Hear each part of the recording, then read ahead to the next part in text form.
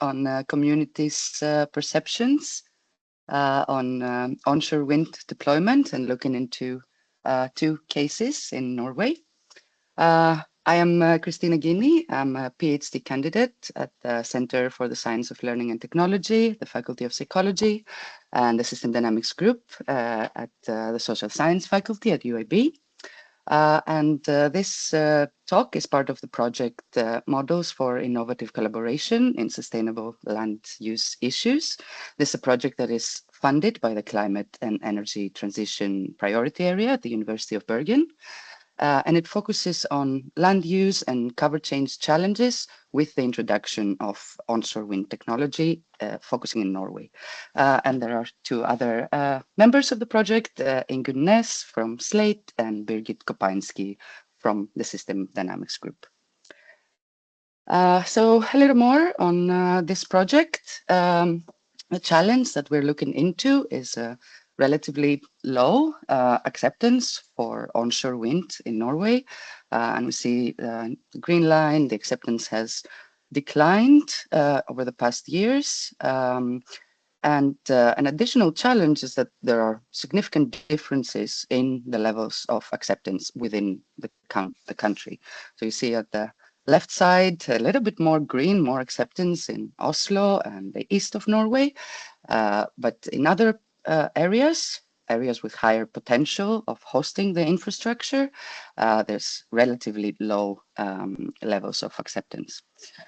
So because of these differences, we decided to look at conflicts at the local level and usually low community acceptance for onshore wind projects in those localities where they are deployed. And those conflicts we know can hinder or delay the energy transition, and we see the installed capacity for onshore wind has plateaued the last few years. There were no licensing applications that were processed for a while.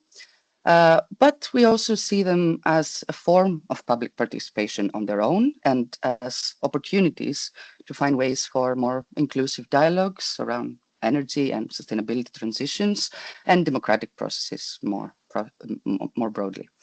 So we really believe that we can learn from what is happening. And for this reason, we're looking into trying to understand what are some of the main factors that influence how local communities are responding to onshore wind projects, and particularly focusing a little more on fairness perceptions, how fair they see the infrastructure or the process of deployment as being. And this is the energy or environmental justice framework. I'm not going to go into detail now. I'm going to discuss it with the findings. So to look into these questions, we decided to go for two case studies in areas where wind parks were recently deployed, and those were Haramsøya and Øyfjellet. We chose those because of differences in the level of opposition and physical characteristics of the park, their size, installed capacity, distance from the main settlements. In the case of Øyfjellet, we have a strong presence of Sami interests, while this is not actual in Haramsøya, and so on. So we did in-depth, semi-structured interviews with community members. The sample consisted of 6 participants in Haramsøya, mostly objectors in this case, and 10 in Øyfjellet. And in this case, unfortunately, we could only talk with only one representative of the Sami community. There's a lot of research fatigue in this population. So I think I'm somewhat lucky to even have one participant. All right, so what we saw is that broadly perceptions around fairness were significant. People were really discussing them and discussing them in a quite deep way. I will present the findings under 3 different domains, beginning with what is called distribution justice, basically describing perceptions in relation to the fairness of the balance of benefits and burdens from the infrastructure, and if they are fairly distributed. So here we see um, most participants describe significant burdens from the infrastructure on nature, biodiversity, the landscape, and their life quality. That is also true for strong supporters who describe this sacrifice that in their case they see as being worth it, while for objectors this sacrifice is for very limited benefits on nature and biodiversity. They see it more as a financial venture that benefits few. Uh, Financial benefits are not perceived as very significant for the localities. An example of this is discussions around the taxation regime that is not seen as fair, especially contrasted with hydropower.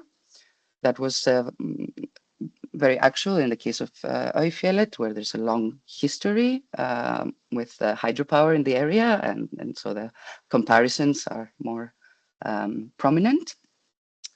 And there's a lot of discussion around ownership as well. When foreign actors foreign companies are involved, it can be seen as more unfair because they are perceived to gain the benefits while it is the localities that are stuck with the burdens.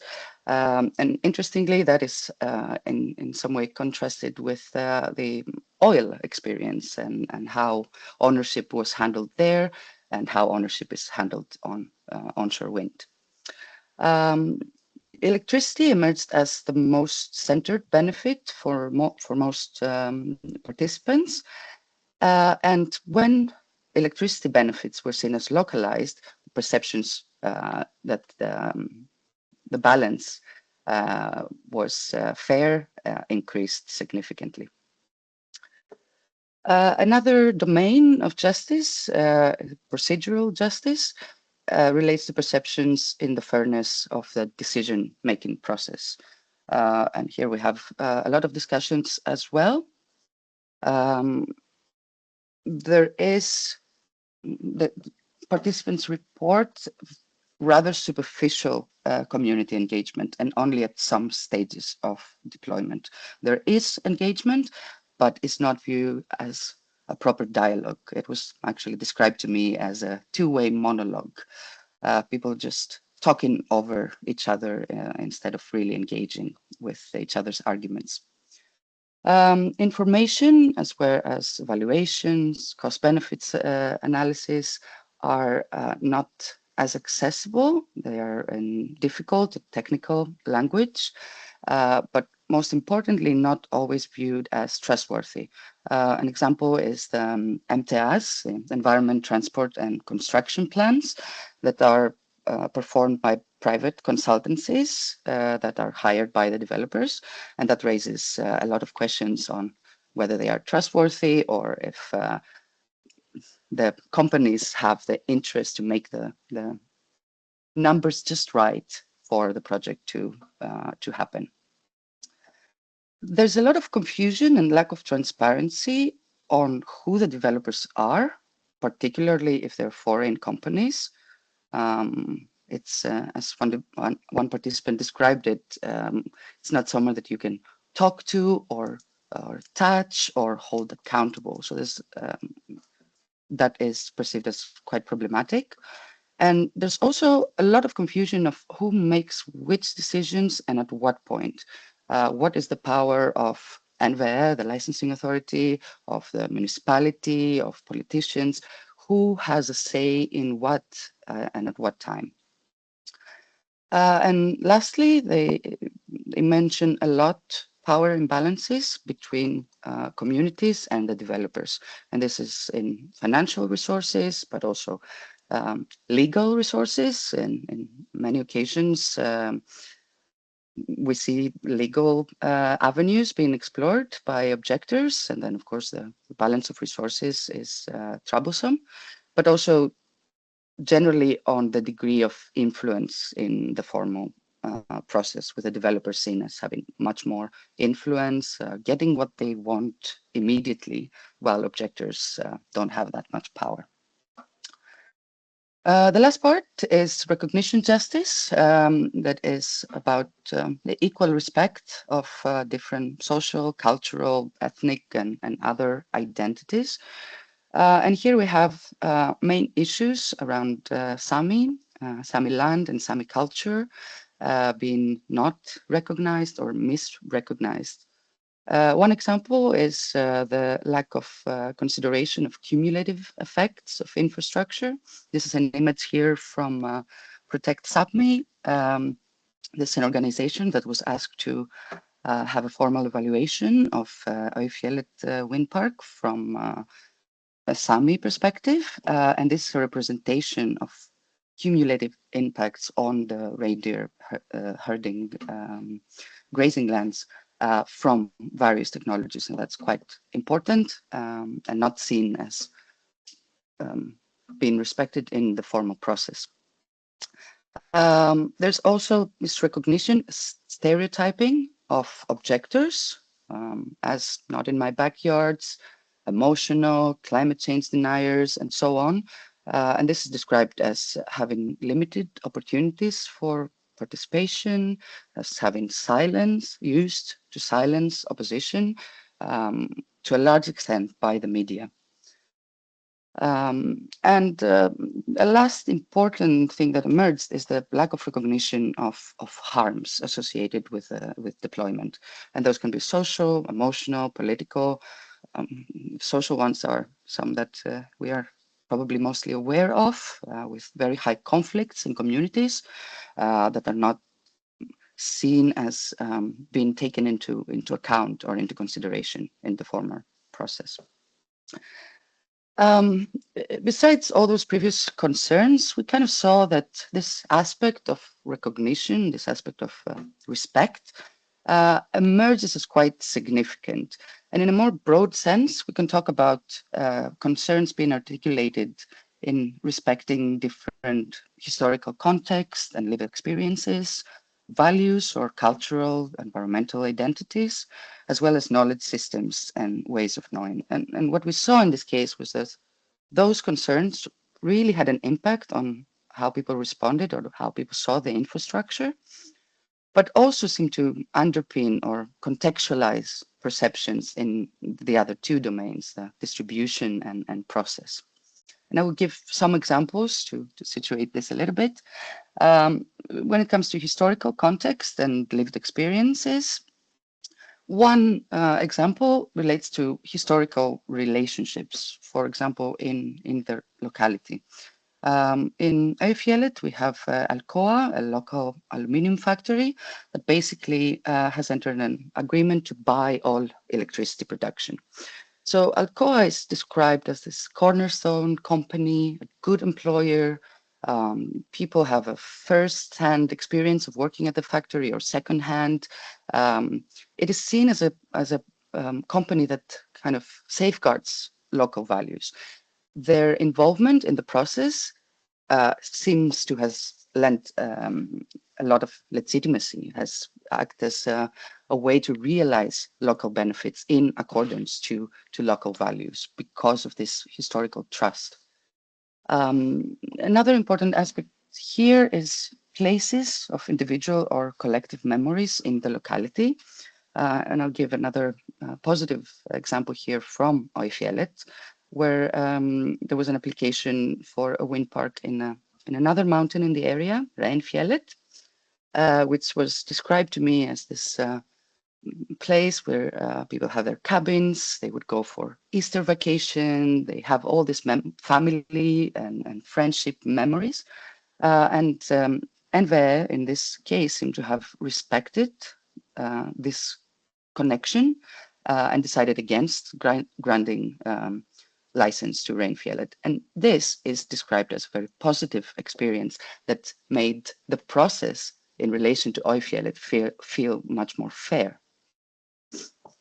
Another aspect relating more to values and cultural or environmental identities, the sort of major issue here is this classic Norwegian relationship to nature and closeness to nature that is brought forth by many, both supporters and especially objectors, um, where in this case we see loss of landscapes being perceived as an identity threat and almost existential issue. And that is especially true when we have foreign ownership, right, where those landscapes are sort of both symbolically lost from infrastructure that destroys untouched nature, but also more practically lost, sold as described.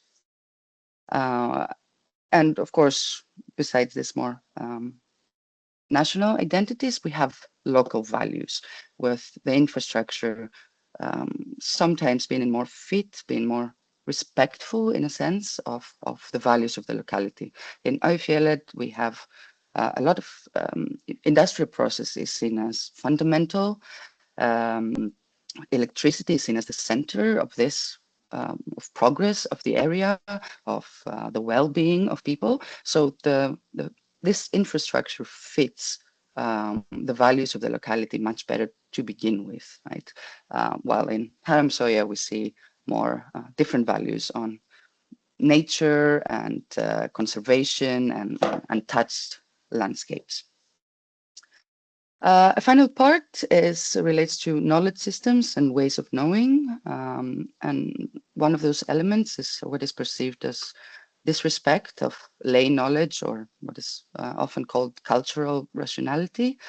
This is experiential knowledge, knowledge of the area, people's attachments, emotions that are not seen as properly respected in the process and sometimes actively disrespected with a NIMBY, not in my backyard label that we discussed earlier.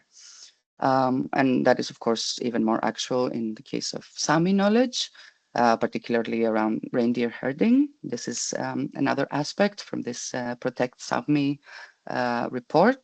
In the case of Øyfjellet, it's about sustainable reindeer herding from a Sami perspective, which is quite different from the Western perspective of evaluations. And this report was actually not taken into consideration in the formal process, and that, of course,